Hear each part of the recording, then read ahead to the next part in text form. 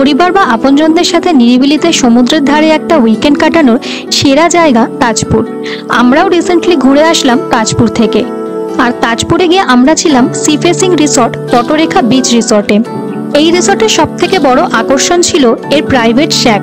জোয়ারের সময় জল আছড়ে পড়ে শ্যাকের গায়ে, যেটা কিন্তু দেখতে অসাধারণ লাগে। আর এখানে বসে সমুদ্র দেখতে দেখতে টাইম সহজেই কেটে যাবে। এখানে ডিলাক্স ও কটেজ দু ধরনের রুম আছে। আমরা ছিলাম কটেজ রুমে। ছোটর মধ্যে রুমটা ছিল বেশ গোছানো, এসি, ফ্যান, গিজার সব ফ্যাসিলিটি অ্যাভেলেবেল ছিল। ওয়াশরুমও ছিল নিট অ্যান্ড ক্লিন।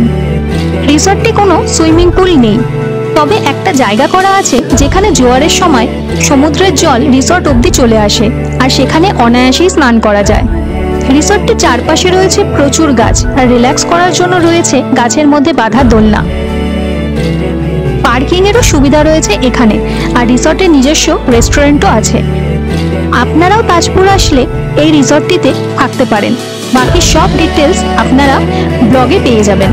ব্লগটি নিচে লিংক করে দিলাম।